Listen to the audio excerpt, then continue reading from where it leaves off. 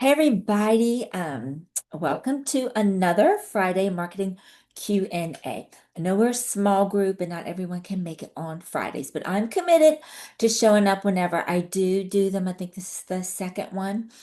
So you always have the opportunity to put your questions in the comments, or if you want to be anonymous, if you don't want someone to know, maybe it's a not necessarily a private matter about your business, but sometimes we can feel like um, we're hesitant to ask a question because we might feel judged by other people. Like, oh, well, how do they not know that? So you can always just direct message me or put it in the little tally form link.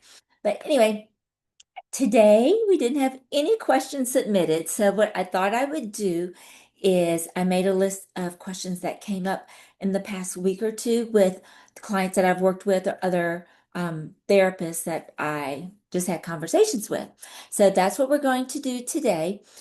So, I think most everybody here when we work together, we've either done your branding or your website. Some have been a few coaching sessions because you had that already in place. But questions about websites come up a lot, as well as content marketing. So that's what we're going to talk about today. So the first question that I think is a wonderful question is if you have a website and when you started your website or you just launched it and you did it under your personal name, like sarahkelly.com or sarahkellylcsw.com, something like that, and your business name becomes available, should you get that business name and add it as a secondary domain to your website? That's a great question. So let's go through this. So first of all, if your business name becomes available, I would say yes, yes, yes, grab it so no one else can. But you don't actually have to connect it to your website. You can if you want to, but you don't have to. If you've been marketing your business by your name and people know your name, you have a name that's easy to spell, it's not going to get misspelled. There's really not a huge benefit to linking your business name, let's say it's heartfelt therapy, um, to your website, unless you are going to start using heartfelttherapy.com on your marketing material, because otherwise no one will know that it's there. So in that regard, and domains are pretty cheap, like $20 or less a year. So it's definitely worth buying it to protect your business, to keep a competitor from getting it. Okay. Another question that comes along with that is, what if my business name is available, but it's not the .com, it's the .co or the .org. Should I do it then? Okay, I'm going to say this is up to you, but just to explain what the three are, .com means commerce, .co means a company, and .org means an organization. So most people expect a business to be a .com unless they are a true organization. .co, I've seen some people use it, not therapists, but other agencies will use .co when their business name isn't available. And honestly, most people type in .com and then they end up on somebody else's website who has the .com, and that's not who they're looking for. So I would say tread very lightly when it comes to .co. As far as .org, if you're a solo practitioner, having a .org, when someone sees that, they think like you're an organization with multiple people or practitioners working there. So I would think if you were a group practice, that could work because they might see you as an organization or an agency. But as an individual, the .org just really doesn't fit, doesn't line up with the perception of what people think you are. So that's just my 2 cents on that. Okay, so let's say you decide to go ahead and get a second business name. And you do want to link it to your website, will that help your SEO or will that hurt your SEO or does it matter? Well, it won't help it at all. So don't do it for SEO reasons. It won't help it because Google will only index your primary domain that you're using. So if you're using Sarah Kelly, lcsw.com, that is what's indexed with Google. Heartfelttherapy.com that you link as a secondary one will not be indexed with Google. Uh, so there's no reason to do it for that. Where it does come in helpful is, let's say you have an old website and you want to rebrand. So maybe you had an old website and you were going by Sarah Kelly, lcsw.com, and now you have a new website. You maybe added some different services or changed your niche or your focus, and you want to go by your business name now. So what you could do, get your business name, add it to your new website as your primary, and then just take Sarah Kelly, lcsw.com, and make it your secondary. That way, anybody who has your old website will land on your new website. Because if you've been in practice for a while, that's probably out there a lot and people remember that. And so even though you've shifted focus or niche, it doesn't matter. At least they have found you and they can see what you're currently doing now. And what you're doing now may be something that they're also interested in.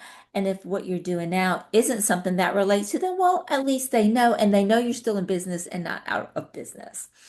So that's a good use of a secondary domain. I personally, my business has always been Dreamtime Marketing. Um, and then I decided to get Hope Email Benson and Hope Benson because they were both available and they were cheap. I just did this last year. And I attached it as a secondary domain simply for the convenience of telling people, you can find me at dreamtimemarketing.com or just my name. And most everybody remembers my name. And so they can do that if they can't remember my business. But so, that's another option too.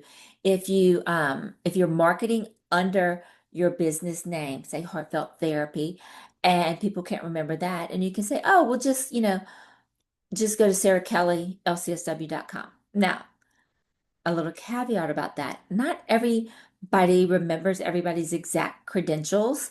Um, Professionals are more familiar with our credentials than consumers. So it might be better to not have LCSW or LPC or whatever after your name if that's the only reason you want to do it. Let's say you have a business website and it's under your business name, but your personal name is available, just get it as sarahkelly.com because that way you can tell people, oh, you can find me at heartfelttherapy.com or sarahkelly.com. So whichever one they remember, it's easy for them to find you.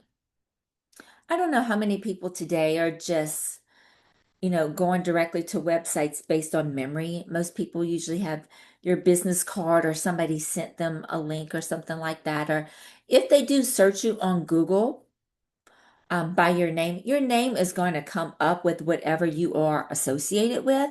So if it's a business directory listing like Psychology Today or something else, or your LinkedIn profile, and hopefully your website. If you did a really good job with your about page and connecting yourself to your business, those things will come up. And well, a Google business listing would only be really if your business listing was in your name. Okay, so I hope that helps. One other caveat is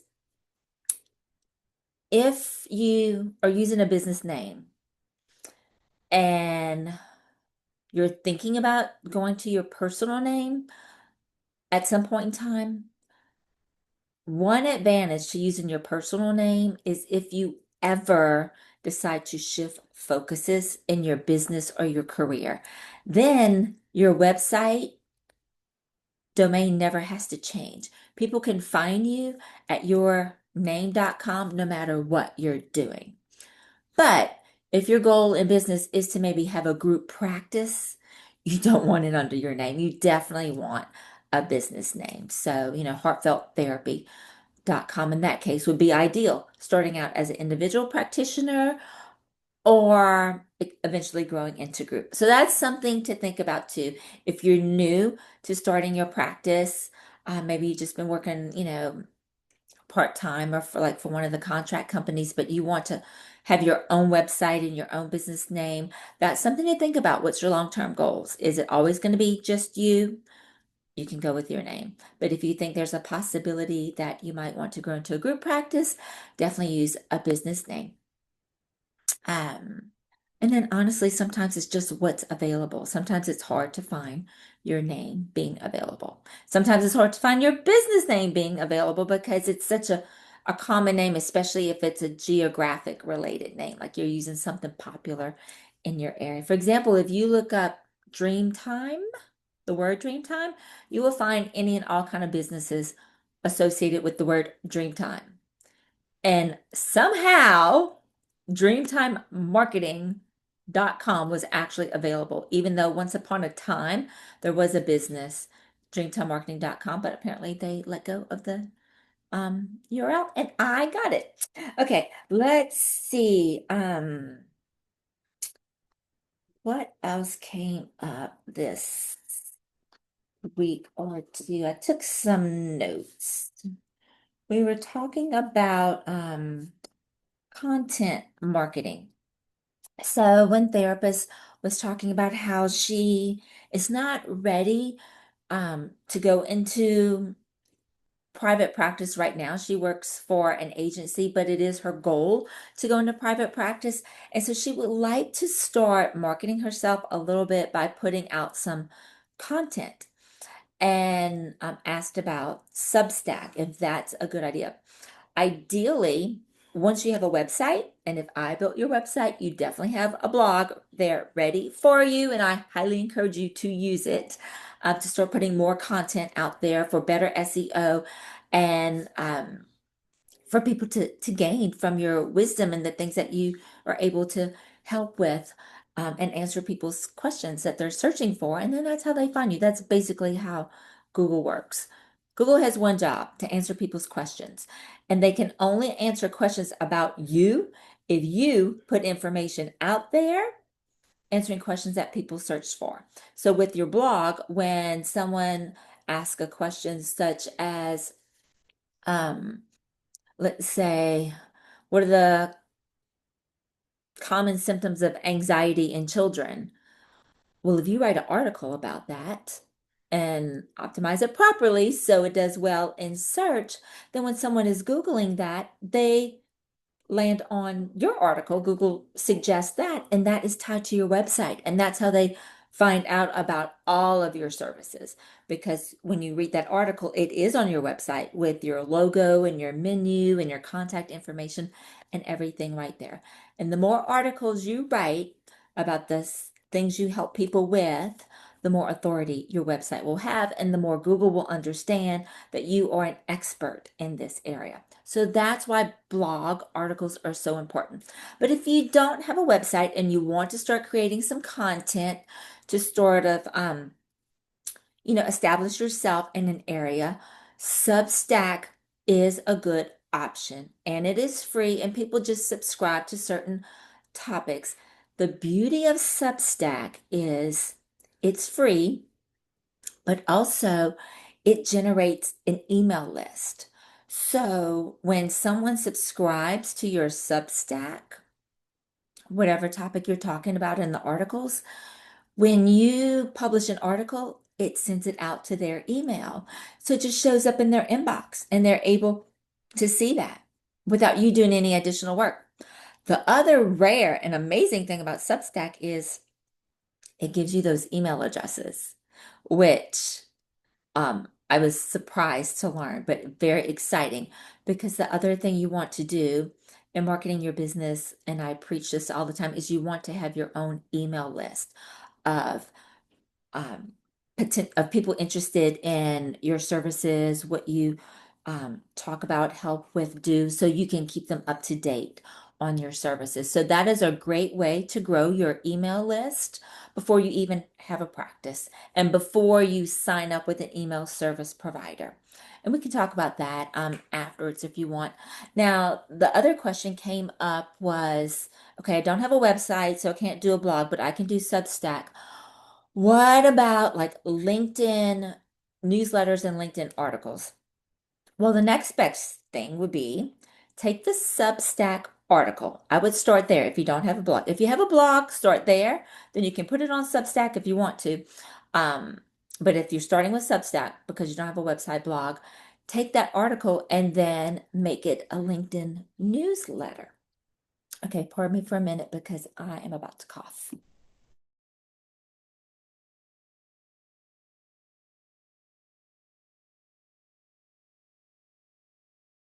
Okay. Um, Now, if you have a LinkedIn profile, under your personal profile, LinkedIn lets you create newsletters, and anyone on LinkedIn can subscribe to your newsletter. And that's a whole nother audience of people that you can capture, especially if you're offering services that are online, either coaching services where you can serve anybody throughout the country, or if you are a therapist doing online services, either across an entire state, or if you're multi-licensed. And of course, with compacts coming up, that's your potential client base is going to be really expanded. So you can take that Substack article and just publish it as a LinkedIn article, and anyone on LinkedIn who subscribes to it will get that just pushed into in their feed. I think it will send them an email as well. I believe if they have email notifications turned on. And then a LinkedIn article is just printing an article in your feed. And the only people who are going to see that are the people who follow you on LinkedIn. Now, the newsletter and the article don't do anything for SEO. That's not going to show up in your search. So I really wouldn't like waste a whole lot of time doing the article as well. I would do Substack, and if you're on LinkedIn, publish that article as a LinkedIn newsletter. So start a LinkedIn newsletter, get some following, some people who are interested in the topics you're writing about, and then when you decide to expand your marketing and have your own marketing email list, like through MailerLite or MailChimp or something like that, then you can let all those people know that you have an email list. And if they would like to join, they can subscribe to your marketing email list, where deliver maybe additional information or articles not published on LinkedIn related to your services or whatnot. So as you can see, there's so many options. Don't let it overwhelm you. Look at it as it's very hopeful because there really is no limit to marketing, but you don't have to do all the things. You just start where you're at and what makes sense for you. Start with what makes sense for you because then you're going to be able to be consistent with it, and start with what you enjoy. If you enjoy writing, then, adding a blog articles to your website that I've already set up for you. If I did your website, that start there because now you can take that, turn it into a Substack if you want to reach a new audience, turn it into a LinkedIn newsletter to reach a larger audience. And then when you're ready, and then of course, whether you have a blog article or a Substack article, you can take the links for those and you can share those on your social media. So if you have a business Facebook page or even your LinkedIn page, you can share those. So there's so many ways to get your out in front of people. Now, keeping in mind, not everyone likes to read. Some people love the idea of reading, they just don't have time for reading. So, if you love writing, go ahead and write. But then, what you can do is you can then just turn that topic into an audio. So, whether you or a video, so whether you just sort of talk about the highlights of it, post that, and then put the link, and sometimes they'll read that. But if you, with the article, what I love about articles is you can take that one article and you can divide it up into lots of little snippets for your social media. So let's say you talked about 5 different signs that your child might have anxiety. You can do 5 different blog posts. I mean, 5 different social media posts on each one of them. You could do one main post that talks about the article itself. And then the next post, you can do one on each. You could do carousel posts on those. I love the idea of sharing the first one and then say for more, or to see all five, give them the link to see the blog post. And then when you post the second one, then say, to see all five. So you can really get so much mileage out of one article. And you can do that whether you did it as a blog article or a Substack alone because you don't have a website. Okay, so those are the main things I wanted to talk about today. I don't want to overwhelm you. So to recap, um, should you have a secondary website? I mean, a secondary website name or URL domain connected to your website. It won't help SEO, but it will definitely help keep your competitors from using it, but you don't have to attach it in the case. And the ideal time to have it as a secondary one is if you're not using your name, maybe you've been using your business name and your name is available, grab it. And you just want to make it easy for people to find you either way. Or, some people remember your name, some people remember your business name, have them both there. That way, no matter which one they go to, they'll find your website. And then we talked about .com, .org, and .co. .co, use caution. I mean, I really just don't recommend it. .com if you're just an individual business, and then .org if your business name is not available other than as a .org, but only if you have more people in your business, more like a group practice. So I hope that helps. Any questions y'all have about any of these topics, feel free to put them in the comments and I will happily reply. Y'all have a great day.